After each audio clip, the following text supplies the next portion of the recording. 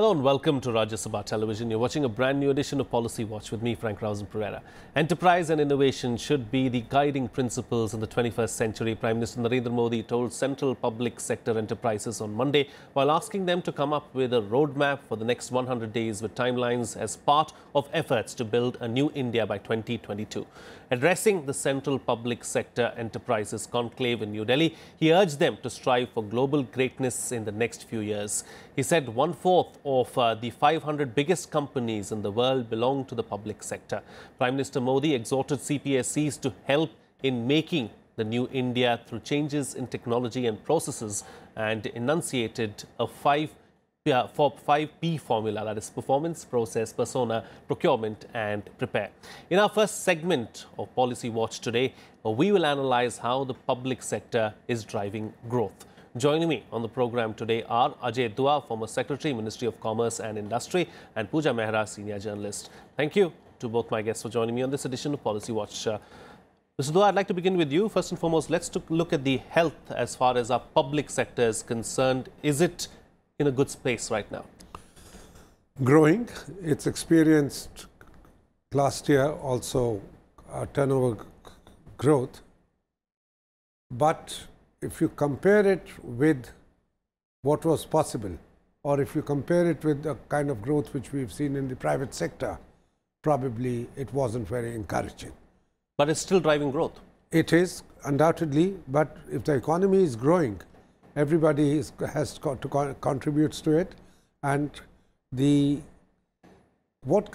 I'm a bit concerned of late with what's happened with the public sector is, one, its market cap has come down, which means the investor doesn't perceive it to be as valuable as it was earlier.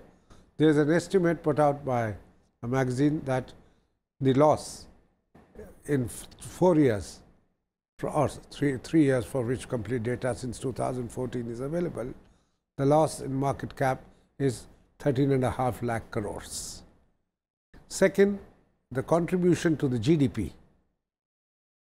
Again, because there's been a growth, so 4.12% has probably become 4.7%.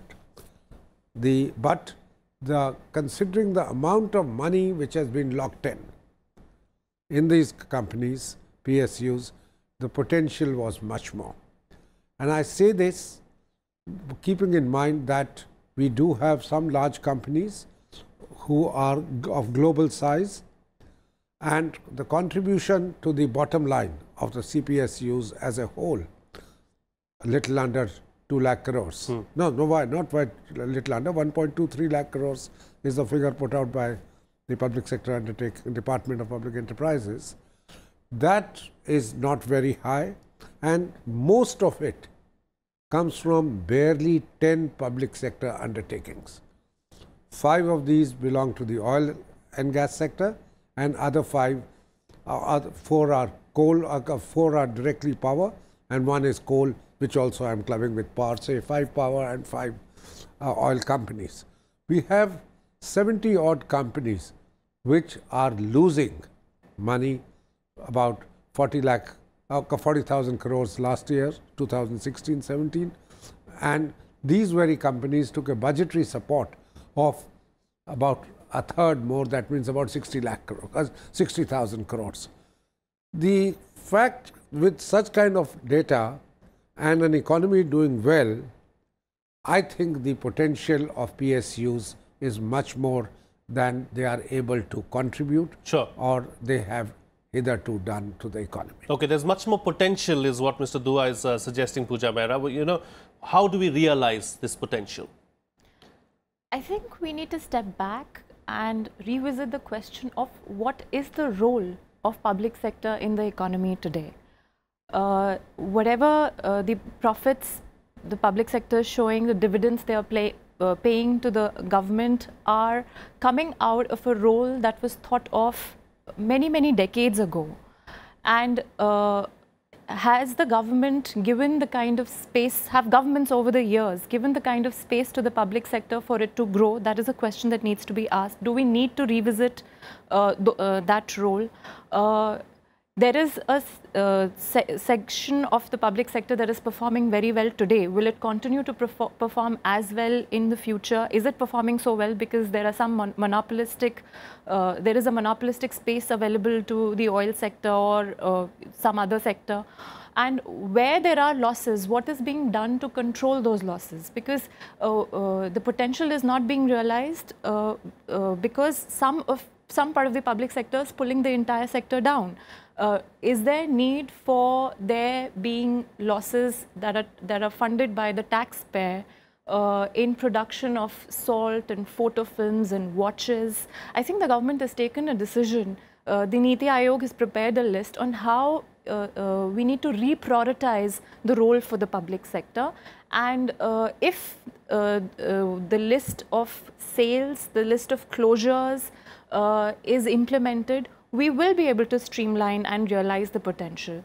One additional thing I think that needs to be taken up is, would these assets or even the money that the taxpayer provides for payment of wages of non-functional public sector companies, will that money and will those assets be better utilized, say, in providing good health care? Is the public sector better off providing health care, providing good quality education?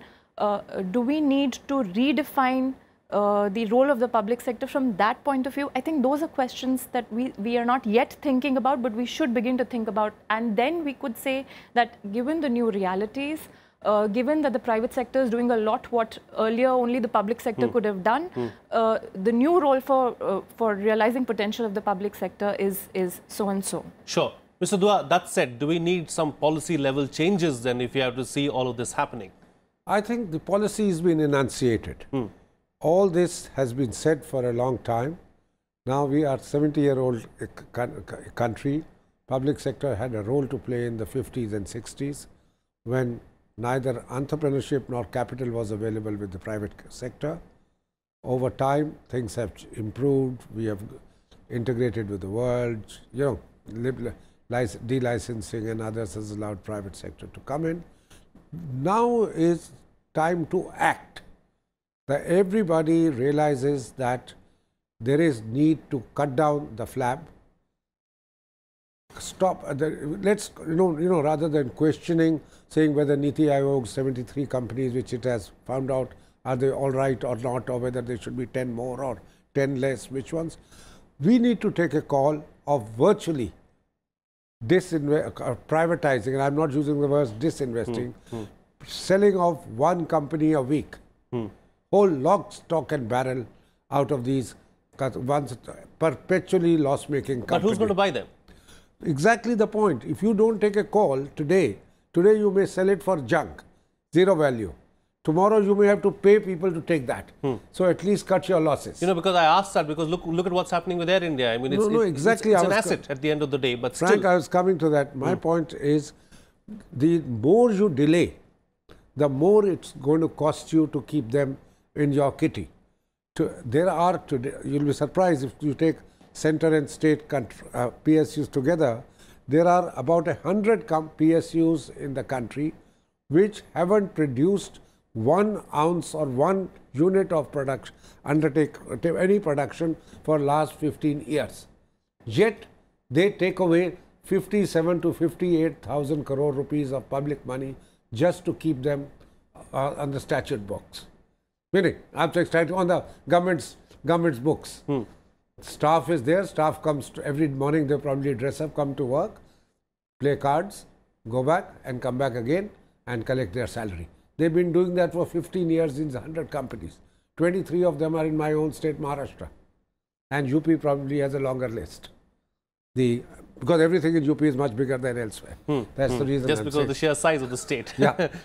So the point I'm just making is, there is a time to act, and let's act very quickly. We might be able to realize something from their physical assets like land, which some of these companies like HMT is holding. We might get something from a company like Hindustan Photo Film. We've talked about Uta Command, located there, one of the units. We've got Bharat Compressors in UP.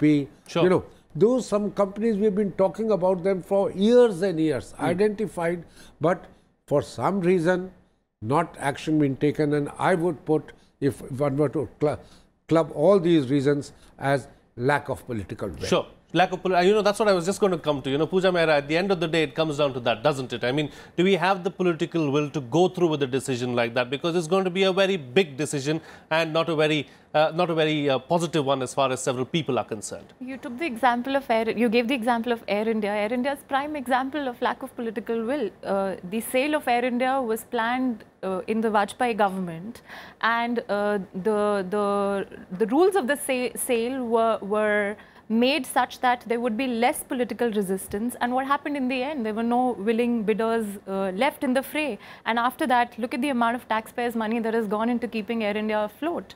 Is it fair to the taxpayer? Is it even fair to the customers, aviation customers, to flyers? A robust airline, whether owned by the government or not owned by the government, also delivers more seats, but then it also keeps, you know, it's healthy competition. It keeps air ticket prices in check from other private sector airlines. With Air India unable to perform that function and taxpayers having to foot the losses, what have we gained in the last 10 years? If we had relaxed the sale rules 10 years ago, or whenever it was called off, the sale, wouldn't we have been better off today? So, you know, political will is the constraint, and there is no solution to this problem other than governments acting. You know, my own concern, which I must voice in this Air India matter, is that all the restrictive conditions which the government has put out in the expression of interest, put out at the end of March, you are seeing they are so restrictive that you are making sure that no worthwhile buyer will come in. Every day we are now saying, finding out that yesterday the Tata said we are not interested, earlier Indigo and Jet had indicated, today Qatar Airways and the Emirates have also said we are not interested. Who will then buy an asset if conditions which the government is approved? They are only making sure that it does not get privatized. Sure. And that is where the question of political will being exercised in a way that the status quo gets maintained. Who is the loser? As Puja very rightly mentioned, the taxpayer, the air traveler, and the economy as a whole. Right. We need to be absolutely clear in our mind that only those public sector undertakings we need to keep which have a role to perform, which to my mind, maybe Puja can add a few to it. Defense sector, there is a need. There is a need for nuclear energy. There is a new need for a few of these in, you know, currency printing and those kind of things which are security related. And I would say items in the electronic industry which have double usage, defense and others, for largely, broadly, you know, you could add some sectors to it or so. The rest of the companies, even if they are doing well, if they are doing well, good, you will realize more money. But if you wait for them to run to the ground, then it is just going to be junk, or you're going to be realizing we'll probably have to pay for other person to pick those up. Sure. I have to take a break now, but before that, a concluding remark from you, Puja, Mehra. I think we need to take a more nuanced view of that. I wouldn't say that the government, the public sector needs to completely exit. You know, for instance, let's take the example of public sector banks. Clearly, ownership, let's take the case of banks. Clearly, ownership is not the problem. Public sector banks are not the only banks who are facing problems right now. Yes, we've seen what's happening with ICICI Bank and others too. Yeah. Exactly. So, I think the key is not ownership, but the style of influence and control that government has over the public sector. If that can be reformed, where the public sector units can operate independently and professionally. They do not have easy recourse to taxpayer money. They are forced to submit themselves to market discipline. Then we gain as an economy, because completely taking the public sector off will also give the private sector a free hand. Right. That is not a bit always theoretical, if I might say, Puja. We've seen over the years that the governments are not willing to let go the private company, the public sector companies work. Every ministry looks at it as area of patronage. So, unless you are going to do it the way France has it, French government has interest in 81 companies, from the defense company like Safran to, TGV is running, and the power companies, Alstoms and all others. But at the end of the day, they have no role other than collecting their money at the end of the year. Yeah. And so separation of ownership from control. Sure, separation of ownership from control, more autonomy is what both the panelists are saying. On that note, we'll slip into a short break. On the other side, of course, we'll discuss intrastate e-way bill to be rolled out in 5 new states from Sunday. We'll talk about what that means on the other side. Stay tuned. We'll be right back.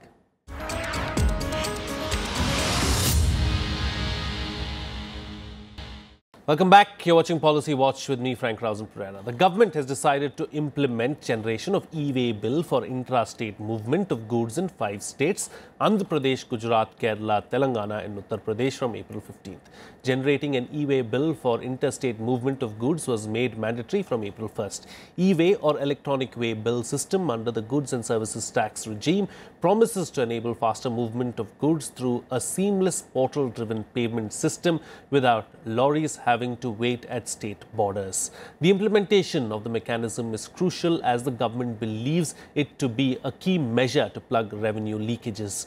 In our next segment, we will understand what is e-way bill and how has its implementation been thus far. Still with me on the program are Ajay, former Secretary, Ministry of Commerce and Industry, and Puja, Mehra, senior journalist.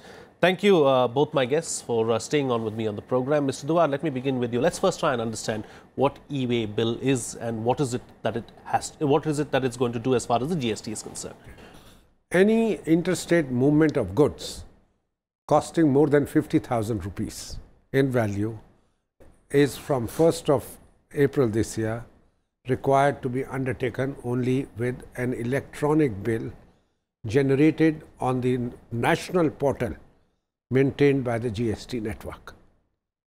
And the moment you say, I'm going to be carrying telephones worth 1 lakh rupees, a consignment number will come out, which truck number will be put on it, and that portal will be available for usage all through the route which you are taking. You are taking it from Mumbai to Gujarat, then the cities on the way will have it, meaning they can access it in the sense that you don't need to have it anymore, and you have a copy of it.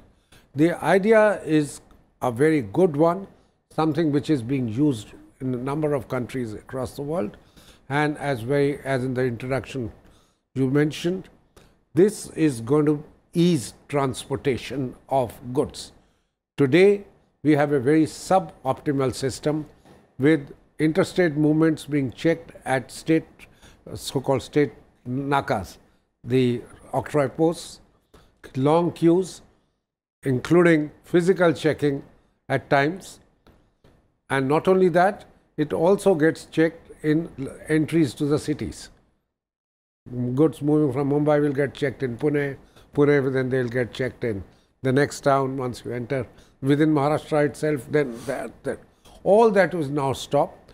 You have a truck number and the truck has passed by. If there is a post there, that person automatically sees that on that he's got this truck number is carrying a GST network, is carrying a e-way bill. Second, evasion will stop.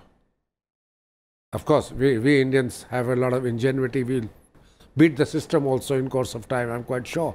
But the purpose right now is that the revenue which one earns, the system earns on basis of GST, that will plug the loopholes.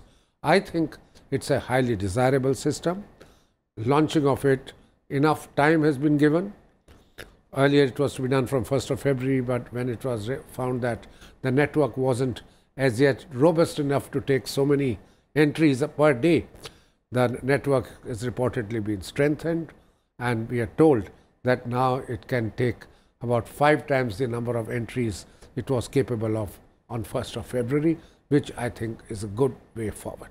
Sure. You know, as far as GST is concerned, Puja, Mehra, there were several teething problems, you know, and initially we expected them.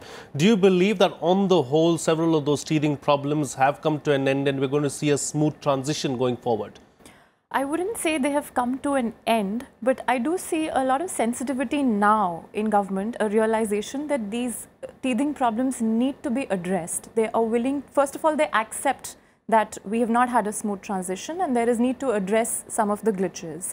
So having accepted that, they have set up committees, they are looking at all of the problems that are being raised, and they are applying themselves to finding solutions. So that gives me confidence that the glitches would get resolved. Have they got resolved yet? No, I wouldn't say that. Part of the problem of GST is also in the manner in which it is being designed.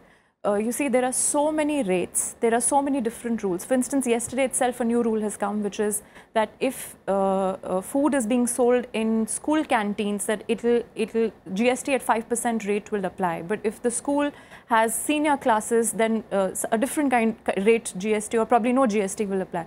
What happens when you have so many different rules to take note of? Your paperwork, your back-end work for every person registered or every entity registered in the GST registration gets, the burden is gets increased, and for smaller entities, how much of your time can you spend just making sure everything is in order, all the entries have been made? What that also does is that if you're a supplier to a bigger company, and you're doing a number of small transactions with a big company, even one of your entries into the GST system goes haywire or doesn't match up, the entire chain of credits will go haywire and will go into the hold pending a match getting made. That glitch cannot be addressed unless the design is simplified, the rate structure is simplified. So on that, the government has been saying that they do plan to simplify the rate structure. They do want to move towards fewer rates. They haven't indicated when that will happen. I think they're probably waiting for the collections to smoothen out a bit, to stabilize a bit, and then they would take a call. Until that happens, those kind of glitches, I'm afraid we're going to have to live with. And they can be a little problematic for the really small units which do not have the bandwidth to put too much time or manpower into resolving these kind of issues. Sure. You know, Mr. Dua, the e-way bill was supposed to have been introduced on February 1st, 2018. That did not happen. The first state to implement it was Karnataka on April 1st. Several, glitches were attributed to the delay in rolling out the e-way bill. Do you see the e-way bill process now going on smoothly? Do you see it being taken up pan-India anytime soon? The intention is that. And the 5 digitally more, I would say the so-called western and the southern states of India probably are a little more used to digital platforms. They have been chosen first for this, and option is no longer going to be there in the future about using the state portals or the national portal. It will be the national portal straight away. In this, right now, Karnataka has said that their portal is good enough, and so the government is saying, yes, as far as we are integrating the state portal with the national one, but the exception is only because Karnataka was ready, and they said, let's use both the systems together. But the government has made it amply clear that it will be one portal going forward, and our portal is robust enough, and the GST network authority, call it, or the people running it, have assured that they are able to produce 7 million, I think that's the figure, e-way bills per day, and that's more than the number required as of now. No, yes. I am optimistic, and I am quite sure going forward there would be additionalities, changes, etc. made. But coming back to the point which Puja made, I think we need to work fast towards reducing the rates. We've had a number of discussions on your channel in the past also, saying 4 is too many, and the luxury, the extra cess over and above that, and that's now being voiced by the government itself, by the chairman finance minister. He said it. And also something which we've been talking about earlier, we are now seeing the government, central government itself saying we would like to see petroleum also covered, which makes a lot of things simpler in the country, because as we all know, with prices of petrol, retail prices rising, there is need to rationalize the taxes, which are about 50%. Sure. And it's easier said than done, Mr. Dua, because the states are not going to let go of their share. No, exactly what I'm saying. Now it's the oppositions from the states.